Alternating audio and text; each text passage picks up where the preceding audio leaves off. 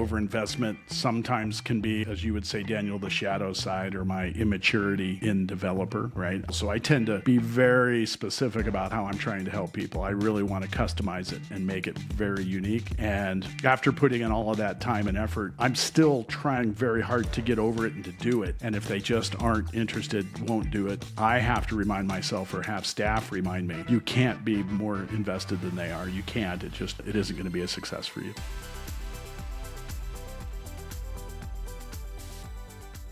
Hello and welcome back to Coach to Coach. Today we are talking about developer. Bill and Daniel are joining me in studio today. Welcome, gentlemen. Hey, thanks, Brandon. Thanks for having us. Great to be here. All right, so Daniel, I'm going to come to you first. So if you wouldn't mind, give me your top 5, where you're calling in from today, and how you relate to the theme of the day, developer. Sure. So my top 5 are communication, positivity, connectedness, developer, and individualization. It's my 3rd time taking the assessment, and developer's been there 2 of the 3 times. I'm calling in from Los Angeles, California,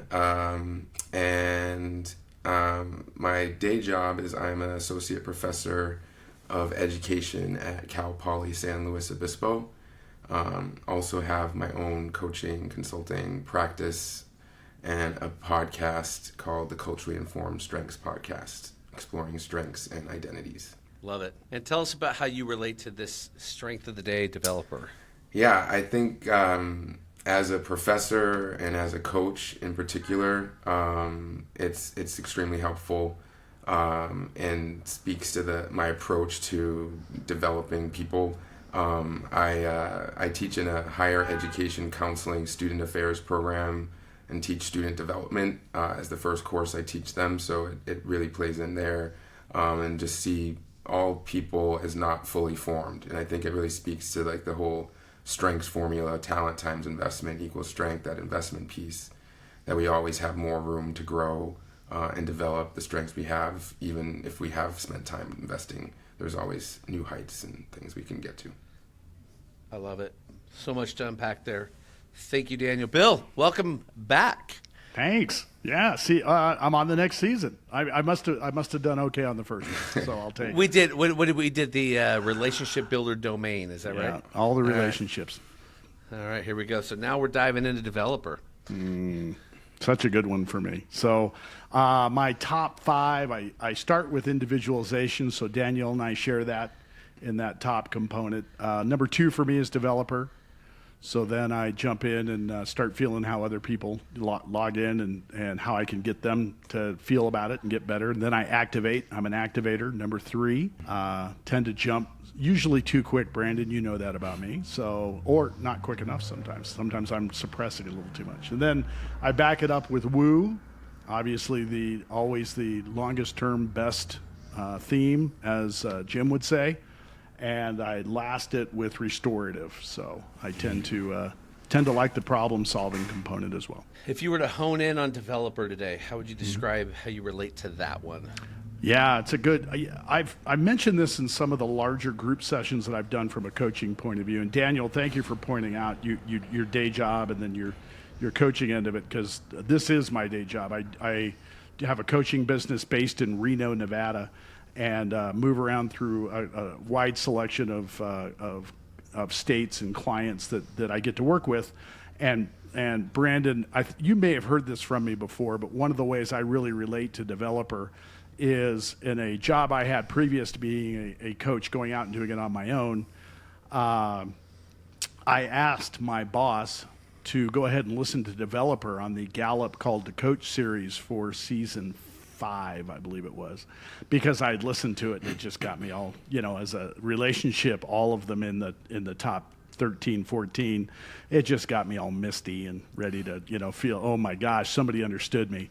So I asked my boss to listen to it, get on a plane, download it, and I said, if you want to know everything there is about me, listen to Developer. If you want to know why I like working here, who I like helping, how it motivates me, how it fuels me to get better, listen to that. And I have no idea if she ever did. I'm not certain she did or didn't, but that's how it affected me when I first got I guess, very aware of what developer meant to me from a coaching and a work-based point of view. Very cool. Thank you. And coming in Reno, Nevada, we heard. So LA, Reno, Nevada, and I'm in Sacramento area today. So I want to first ask both of you, and as we go through, either of you could take any question, just jump in whenever you're ready. But I want to go back to the comment you just said, Bill, how it fuels me to get better, or Daniel, when you said people, there's always more room to grow. So I'm going to ask you first from the personal side of developer, when you think about your own development and how this strength interplays with your own perception of your growth and trajectory, and how you might see the arc of this over career, adult life, even maybe when you were younger. So whoever wants to pick that up first, your own first use of this particular strength. I'll jump right into it. I'm never shy, Daniel, so run over me when you get a chance. I think one of the ways I look at that, and if we're going to talk theme dynamics pretty quickly here, is as a developer, when I heard it, it meant so much to me in regards to other people. But then when we start looking at activator, comparing with developer, and the two of those coming together, I tend to be, let's go, let's jump on it, right? So when it comes to podcasting, which we have a podcast on our end too, which you've been on with us too, Brandon. So I love that. Thanks. I jump all over it. I tend to want to develop those around me, including my co-host. And then it means a lot to me to start developing myself. I want to be the best I can for other people. And that activator may get in my way sometimes. I might jump in a little too quick. I might overprocess. I might get stuff done. If you saw my podcast studio where I'm sitting in right now, you would say activator was on fire and going a little too overboard at that moment. So trying to bring the best I can to make it as good as it'll be, not only for myself, but for those around me. So I think that's how it plays out for me most frequently. You know, I love that, combination activator and developer, and I can see how they can, you pointed out maybe how it gets in the way, but, getting people to like take quick actions and then learn from those, quote unquote failures, which aren't really failures, right? They're learning opportunities and keep moving, I think is actually a great compliment to developer. I don't have activator high up on my list, but I appreciate it. I actually did a podcast episode on that, so I think that one will speak to you too. So for me, with my developer, as it relates to me, and I'll pick communication. So, I have been doing workshops and coaching people and speaking in public for about 16 years now. And, I first started working with students, and I'm like, okay, I got that. I was really great at that. I could roll out of bed, I would always say, and do a workshop with students. Then I started working with faculty, and like, how do I communicate with them in a different way about their strengths? And that was a whole nother ball of wax. And then it was STEM faculty. The grant that I had was around science, technology, engineering, math. Those are another particular group. Now I'm doing a podcast, and that's a whole nother way of communicating where I can't actually like interact with the people. I'm developing an app where I'm going to be doing videos and content, and that's a whole nother way. So I feel like I always say I could learn another language, which I haven't taken the time to do, but that's another height that I feel like I want to learn Spanish or something else, in particular Spanish, living in California, like where I could do these in for Spanish speaking people and then travel around the world, so I always think about, how developer relates to all of the other strengths, in the sense of like how we can invest in these strengths continually and not feel like we've reached the top of the mountain for any of the strengths that we have. There's always new room to grow, no matter who you are. So for myself, but also for other people, I think is what one of my messages is. Oh, Daniel, I'm just going to slide in and say I was really hoping you were going to pick positivity as the one to partner with it, because I don't have positivity super high. It's not way down there, but it's 13 for me. But to hear it, and to hear it in your voice, and to hear you talk about it, there's some positivity behind that. Yeah. And I was curious about the honey of people being drawn to the positivity, and then how you develop them, because that ability to draw them in with that high positivity would mean a lot for them. Yeah, I can speak to that. I think it relates a lot to my success as a professor, or at least my likability as a professor. But I think I'm successful because I've been able to draw them in. By the way, Woo is number 6 as well, so that I think is helpful. I put on a show with the I say, like, when I'm teaching, when I'm presenting, I talk with my hands, my face, all that stuff. So that's more the communication piece and positivity and the energy I bring. I think the positivity and developer together, developer is about seeing potential. Positivity has me be optimistic about that potential. So those kind of go in some ways hand in hand. I think, what I call the shadow side of the strengths, the barrier labels, basements, if you will, that sometimes potential is all you see, is one phrase that's in the developer description, and that sort of hit me with regarding, my students, colleagues, also potential friends and dates and all that stuff.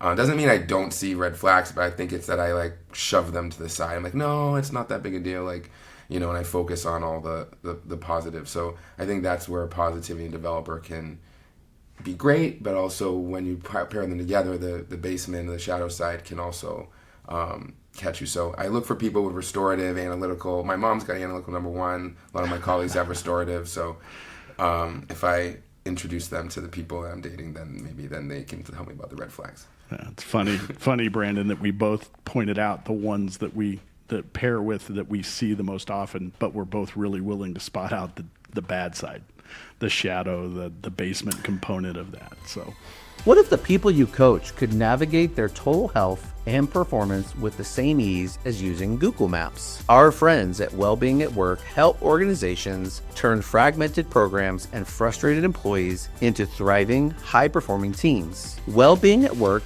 acts as a GPS to enable total health and peak performance, pinpointing where your people are now, where they want to go, and the best path to get there. With Wellbeing at Work, coaches become credentialed navigators with personalized insights, proven tools, and human-centered support. If you're a coach committed to performance and care, Wellbeing at Work is your path forward.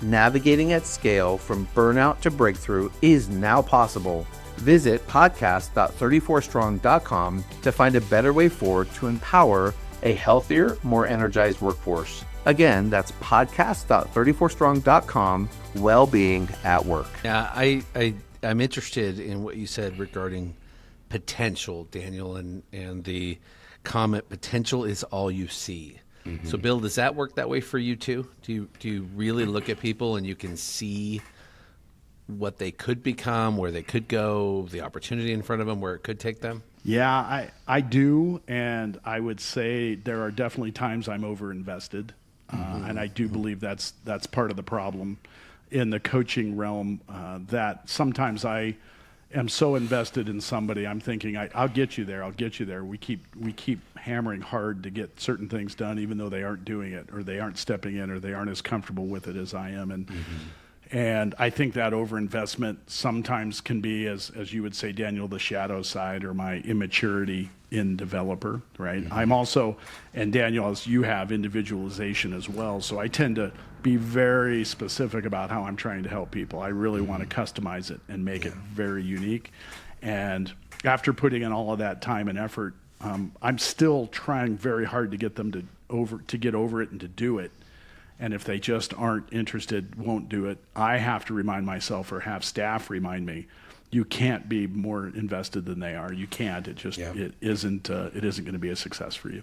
When do you know, and either of you could take this, when do you know that you have reached that overinvestment standpoint? You're over. You've stayed too long. You are now carrying more of the load for them than what they are doing themselves. And so now you've moved from leading to pushing.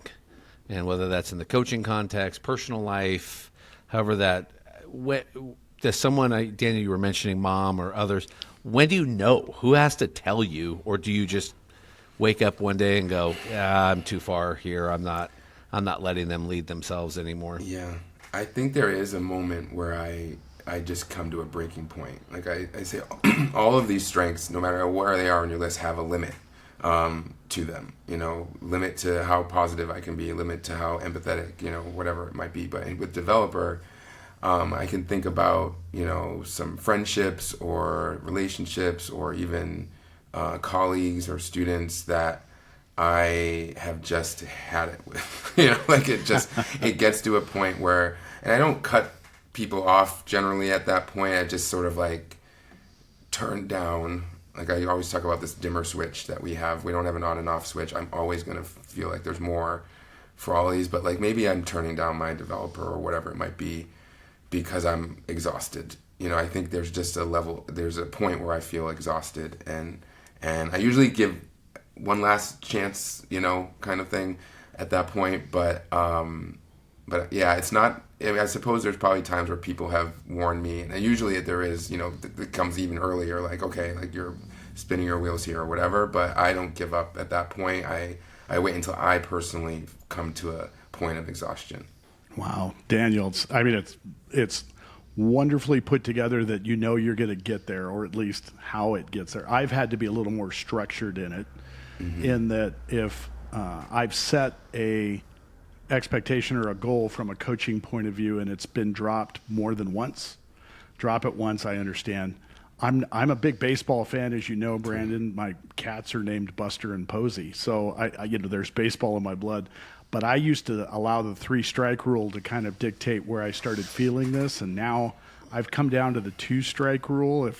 If you get to the first one and then, hey, I understand life happens, but we get to the second one and life happened again, and we've had that time, it might be time for me to move on. And I would also say it's critical for me to surround myself with people that I can bounce that idea off of. Because like you said, Daniel, I'll always give you one more chance. And I found that was my problem. I'm always going to give you one more chance, which meant, we're now in a 13-pitch strike, batting exhibition. And I just realized I really invest a lot of time and effort to do that. So I had to really start thinking of numbers and surrounding myself with some people that I could run those numbers by to make sure I was seeing it clearly. Yeah, I may steal that. I feel like I may intuitively do a 3-strike, but then sometimes give a 4th and 5th, which isn't always helpful. But it's like, the story that really comes to mind is I have like a virtual assistant now. It's my 3rd virtual assistant. The second one, even the company that I went through told me, like, I think it's time to move on to somebody else. I'm like, no, I want to give her another chance, and I did, and I think I felt better about when I did end it because I gave them as much as I could, you know what I mean? Like, but of course that was, when the company that hired them is telling you need to move on, like I probably could have and should have listened then, but it just didn't feel right to me. So I think it just takes, I always get there eventually, but it just takes me a little bit longer, and I may waste some time or resources around that in all aspects of my life, but that's a more recent example. And, I feel like I learned, because this is also the thing around managing people, like someone with a developer, it's great, but like holding them accountable, you got to look for another strength, to do that. Developer and positivity are not going to probably be the ones to deliver that message, or at least quickly. So since you both share the individualization with your developer, I want to unpack that a little bit, because you mentioned, Bill, the customization. And I know in my coaching training, as much as I see the relevance and necessity to customize each deliverable, make sure it fits the org or the individual, members of my team do get a little bit challenged by that, because they want to see some level of repeatable success, repeatable processes that we can build on. And I'm wondering, for both of you, first, tell me the strength side of that. Like, how does the individualization with developer just make that such a, because it strikes me as a powerful partnership. That strikes me as a super set of strengths that are going to work together. But then, if you don't mind, drift over also into, all right, well, if you're over customizing or you're resetting and recreating each time, how can that be a challenge? Yeah, I was actually going to start there. You said powerful partnership. I'm going to just follow that up with nightmare at times. And that's just in that how often I'm putting together I have 2 half days this week, tomorrow and Friday, and I'm using almost none of the same slide deck prep materials. I am still putting together some highlighted customization in each of those decks, just because I find it absolutely more engaging. And I hate to say it, Brandon, but I think it's more engaging for me, because I am very aware that neither of these teams have seen this deck before. I could put the exact same deck up with a minor name change and it would work fine. But with some customization in it, it absolutely feels correct. And then, so that feeds, for me, it scratches both of those itches. It's the why it's a problem, the time-consuming nature and component of it. I'm surprised, Brandon. Individualization is 17 for you, I believe. So you asked the question and felt some others feel that way, and how you step into it, and how they need to see some individual goals or things in that. For me, it's just, as number one, it really rules the roost, and it's powerful for a way to slow me down, but then I also get to step into it, because when I customize it and I have a moment where I can really step into better coaching and depth into what I'm providing, because it's incredibly unique for the people, that's when it's motivational for me. Yeah, I hadn't thought about the customization of workshops, but that resonated a lot with me. Like I'm trying to have my assistant create the PowerPoint slides from prior, templates, and I end up spending just as much time, customizing things that I haven't trained her yet to do. And so I think I do spend a lot of time customizing, whether it be the workshops or even like feedback I'm giving on papers. Like I was trying to have like copy and paste these comments to different papers, but then I feel like I have to go back and, this person will be able to hear me this way, and this person will be able to, might take it the wrong way if I say it this way, sort of thing. So I think it plays into my grading too. One of the things about my this culturally informed strengths approach I use is obviously we look at all 34 strengths. So even if you had the same top 5, if your 6 through 34 are different, that's going to make things hugely different. So looking at the bottom 5 and how that impacts the top 5 and all that kind of stuff. But then also, if I'm talking to a woman, for instance, that has a certain strength, I'm going to ask different questions, like how are you using that command, or how is that command received in your family and your friends and your workplace, if you're a woman versus a man, for example, so bringing in these other elements that maybe other strengths coaches don't go to is also another way that I'm customizing how I'm interacting with individuals in a coaching conversation. When you're kind of facilitating a group workshop, individualization sometimes gets tricky, because I'm either teaching a class and I'm literally engaging with this one student, and I'm oh wait, there's other people here listening, and I have to, and it might not be the same way I'm going to engage with that other person, so it has caused me some issues there, where I sometimes forget there's an audience, if you will, when I'm in that zone of coaching in a workshop or in a class. But overall, I'm thankful for the combo, for sure. I'm curious, Daniel, and I'm glad you brought it up. How much one-on-one coaching or student interaction do you do? Because I don't do a ton of one-on-one coaching, but when I do, that's when I would flip this over, because I started with the negative of individualization. Obviously, when I'm one-on-one coaching or working with a very, very small group, or just a pair trying to get something specific done, it is a supercharger. It absolutely allows me to spot what we're saying and how we're doing it differently. And as a teacher, you're obviously in that class discussion often. Do you coach often one-on-one and see it ramp up and get used in that way? Or even with students coming in after class to say, I need help, or I need some clarity, or how does it play there for you? So one of the things I've done now is I have small classes, so I'm able to do this, because if I were in huge lectures, I'm in a master's program where we have about 20 students-ish per class. And I require them to come to office hours at the beginning of the quarter.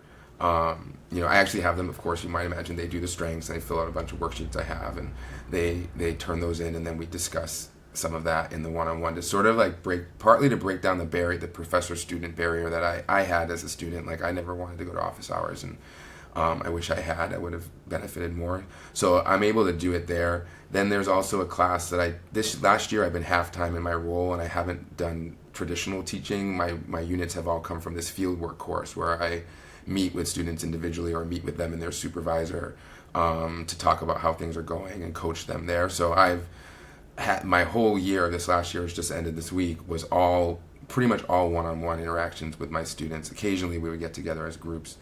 And that's not a coincidence that I chose to do it that way, because I think it does leverage my strengths. I've always wanted to just do that. I don't have to grade them pretty harshly, and it's a pass-fail course as well, which grading has always been a challenge with some of the strengths I have. So yeah, I think it comes in there. Now in workshops, I generally do way more workshops than I do anything else. I do want to get into more one-on-one coaching. I'm kind of building it into some of the packages now, so I get to do that. But even there, like I walk around and when they're working, I'm like, call me over and I'll coach you. You know, like I do like little one-on-ones, or I invite. My favorite part when my colleagues have watched me, they're like, you shine here. When I have people like, can I have one or two volunteers share what they wrote down this worksheet? And I tell everybody, listen, I'm going to be interacting them one-on-one, but I want you to apply what I'm saying to your worksheets, to your situation, because you'll learn from that too. But it literally is like this one-on-one conversation that I'm now, having people observe, and they're learning that way. So I can see how it plays into my workshops a lot too. So fascinating to hear it. And you have high connectedness, Daniel. Yeah. Which then I start hearing, how are you going to weave those together for the students, for the one-on-one, for the people? It's number 8 for me, so it's pretty high for me. Brandon, I'll just leave you out of this conversation. It's really low for you as well. So I'll just go past. I'll blaze right through there. So, but again, I'm just curious on your end if it's the same as it is with me. Once the connectedness kicks in, once we talk about, hey, let's compare these notes between everybody in this, as you said, everybody share, build on what you brought up and put that together. You're probably the master at weaving those together for the outcome you're trying to get to. Would that be fair?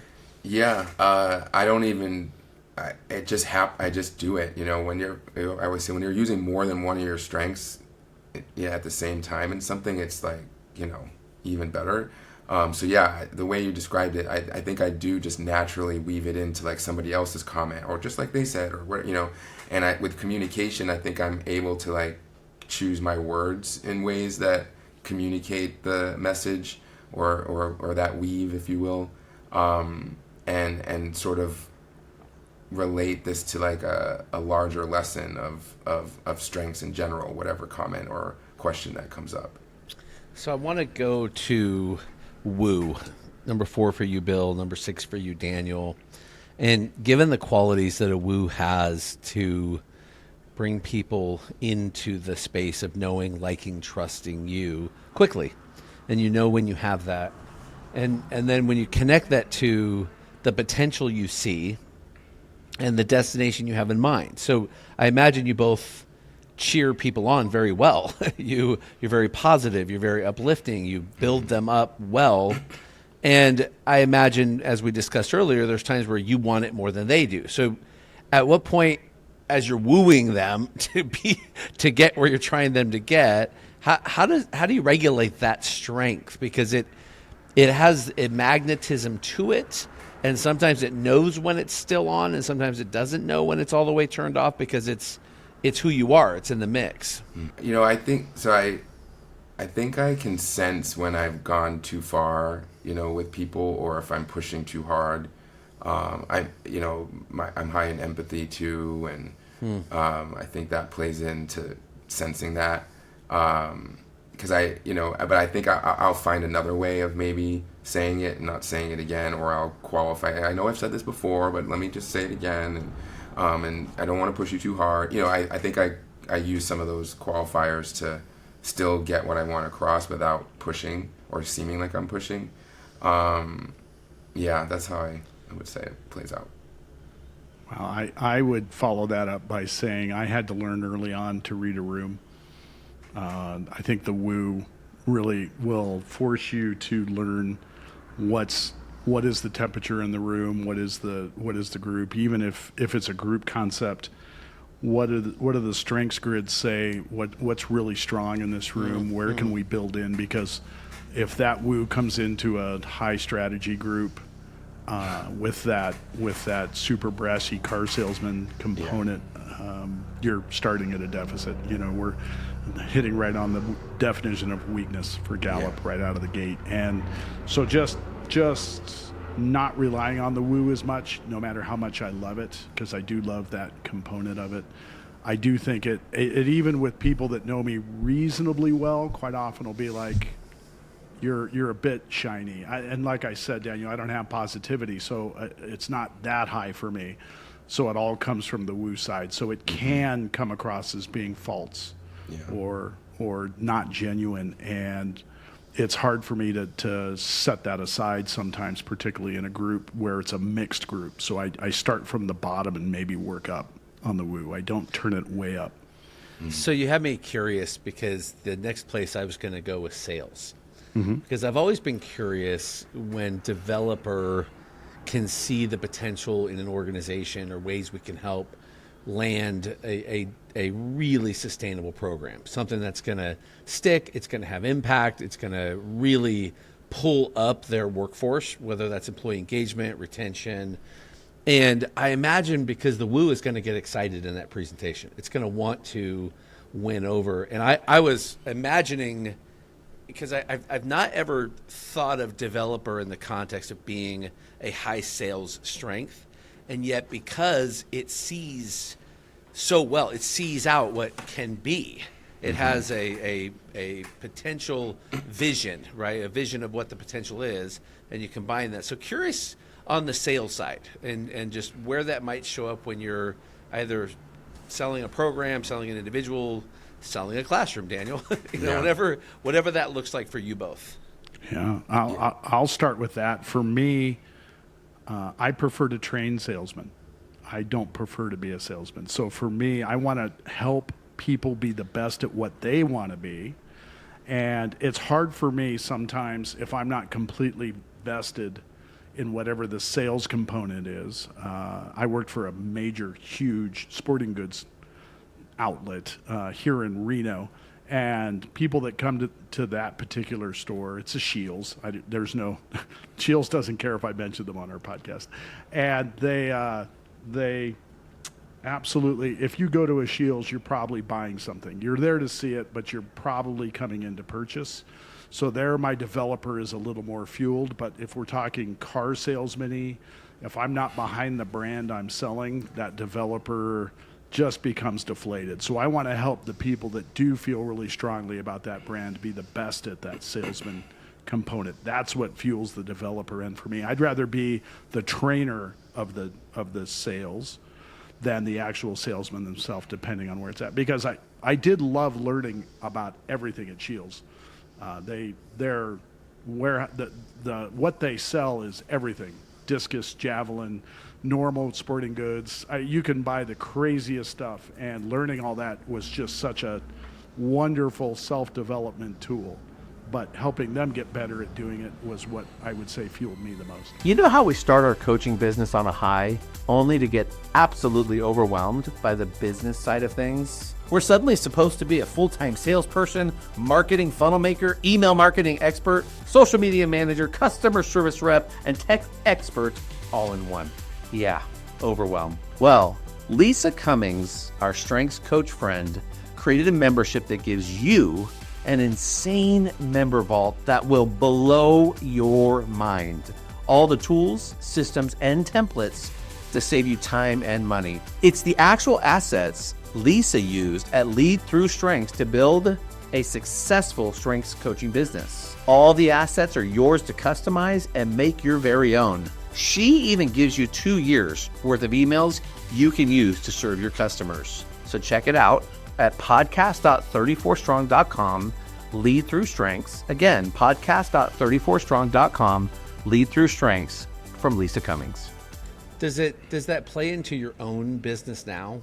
When you are the one that is the primary person having to deliver the program options, what they can do. Do you still feel that discomfort as a developer, Woo, or do you step into that a little more natural? I would say it is somewhat natural, although I do have some people, as you know, my amazing wife, a fantastic facilitator and coach herself, as is Ann George, another one of our people.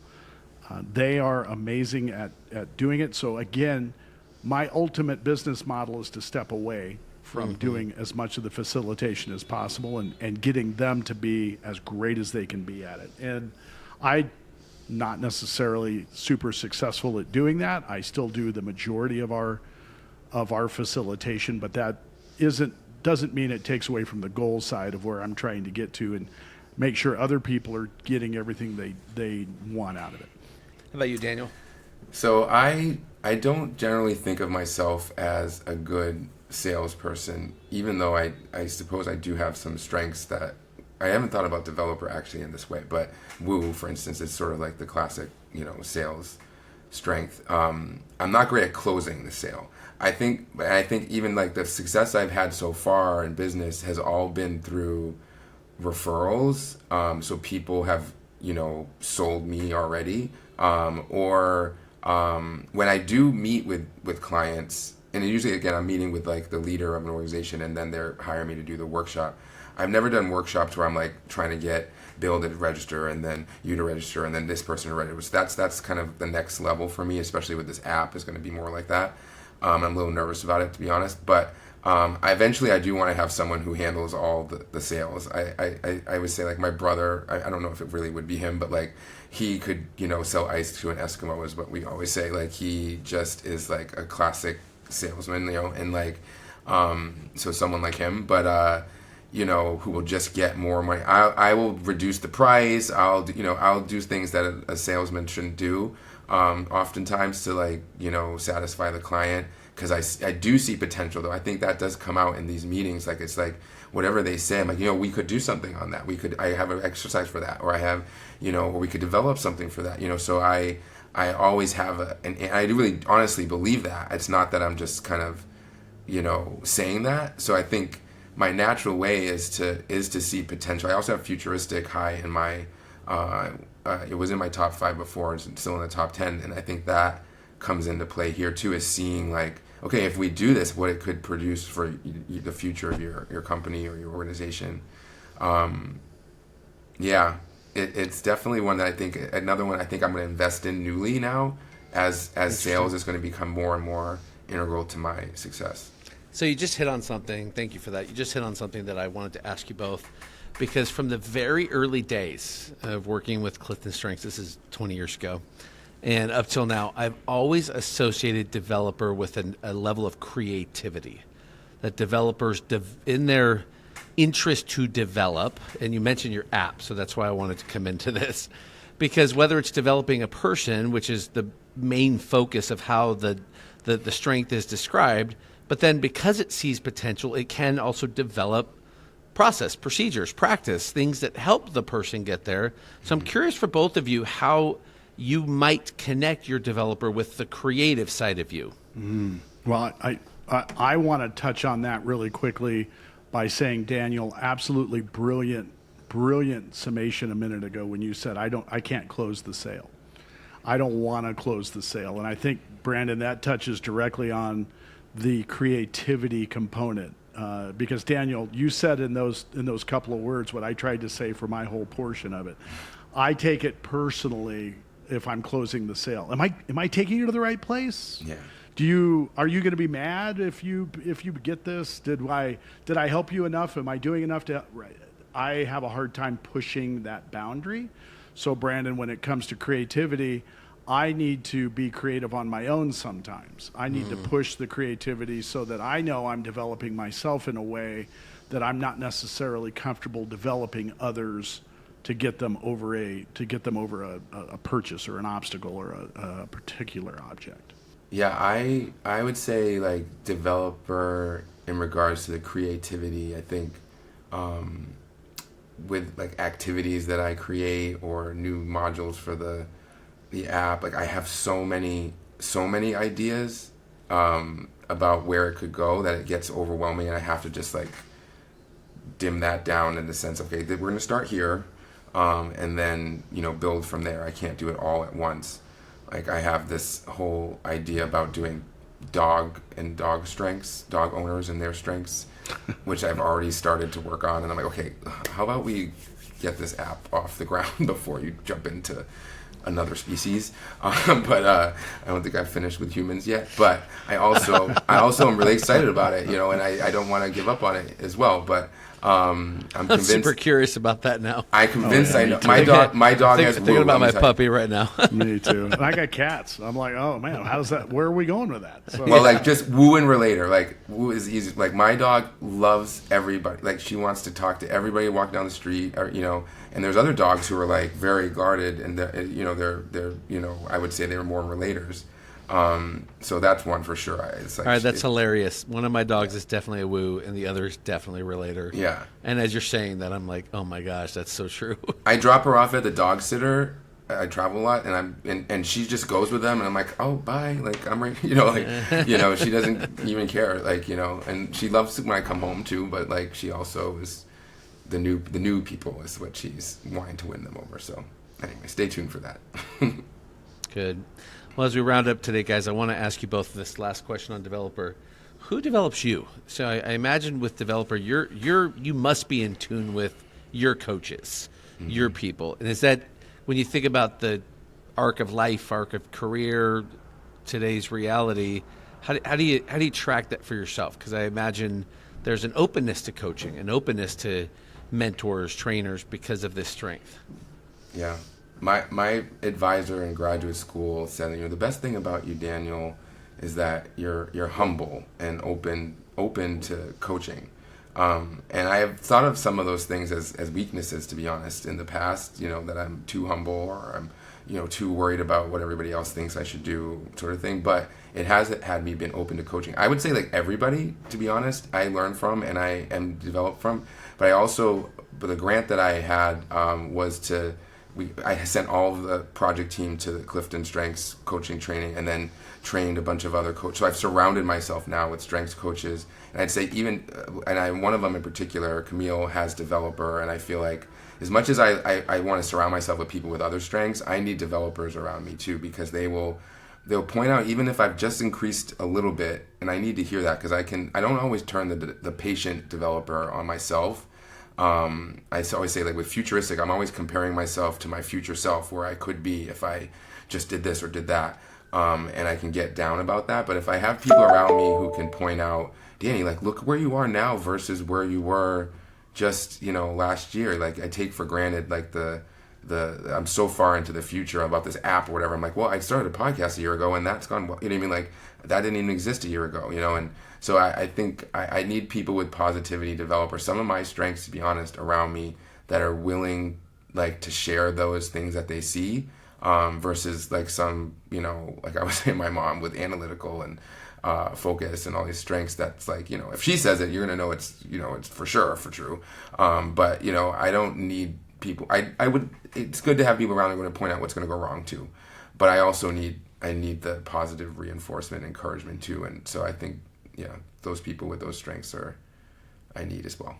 Wow. I would go the exact opposite way, Daniel. I surround myself with people that are very different than I am, and that helps develop me. It allows me to see the things that I can't see or where I go with that. Brandon, you and I have worked a little together in the past, and you and I are very different on paper, and I think how we approach life. Charlotte, Blair, and I are quite a bit different, but I've used Charlotte as a coach for quite some time.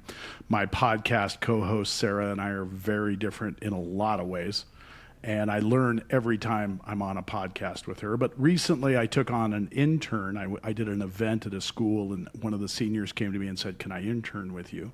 Talk about fueling individualization and developer. Please come, let's do this." And she was unbelievable and amazing and completely different than me, a very, very soft, very quiet approach as opposed to the bright, woo, here we, as we come in.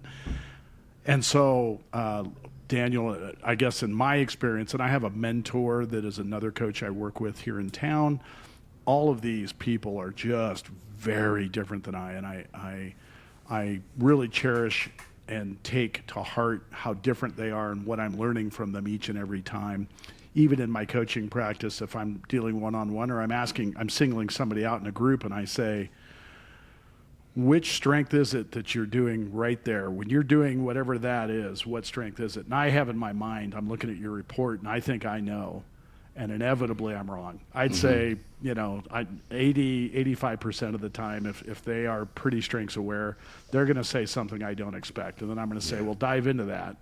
And they will. And I'm like, man, I never thought of that. Like Brandon, you brought up sales and developer. Again, I would have never highlighted those or brought those together. So it's the differences that seem to fuel my end of it, Daniel, when I'm looking at other people. Yeah, I definitely agree with you there. I think I was just saying that intuitively it's like, yeah, it's all the people that are different. But like specifically with developer, I think I need that around me too, because they'll check my own like self-criticism that I think some of the other strengths might miss. But yeah, like my advisor in graduate school has very different strengths than I do, and I think that's what had me be so successful there, and and getting the job that I have and all that stuff was because of him, not just being profusely, positive. Gentlemen, thank you so much for our time today. We're wrapping up this podcast. You guys have brought a lot of excellent insights into this particular strength, how it shows up, the way that it works with others. You brought us some real diverse thinking, but also saw and heard a lot of alignment. As we wrap, Bill, go ahead and tell the listeners where they can find you. Tell them about the podcast, any of the places where they might get to connect with you. Yeah, I think probably the easiest way to, if you're curious about that podcast I brought up and my co-hosting, go to Strengths on Fire on any of your normal podcast channels. It's everywhere you can find podcasts. And myself and a much younger, much better coach person named Sarah Collins and I look at diverse ideas around coaching. That's one easy way to find me. I'm also on LinkedIn under LinkedIn William Dipple. And I own Bill Dipple Strengths Coaching. So if you just go to Bill Dipple, DIPPEL.com, it's easy to connect and find me. Thank you, Daniel. How about you? Tell us about the podcast and the app. So the podcast is called the Culturally Informed Strengths Podcast. You can find it on Apple Podcasts and Spotify. The app will be available on Google and Apple. It will be called the Strengths Professor app. And my website is thestrengthsprofessor.com. And you can find me at The Strengths Professor on Instagram as well. And Daniel Almeida, or actually Dr. Danny Almeida, will be on LinkedIn, PhD. There's a few of us out there, but I think I'm the only PhD. Very cool. Gentlemen, thank you. And to our listeners, take a moment to reflect on your own strengths. And if something that was said today, either that you have developer, work with a developer, coach a developer, or you yourself don't know your strengths and you're curious if you are one, please do share this podcast with others and contact us if you would like to learn more about how to grow your strengths. A huge thank you, guys. Thank you again for being here. Really rich content. And to our listeners, thank you all for once again tuning in. We'll see you next time on Coach to Coach.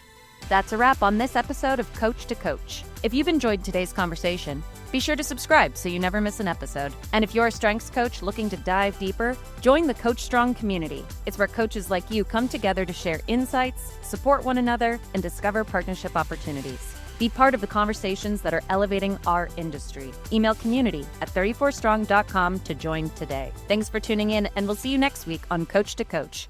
Stay strong.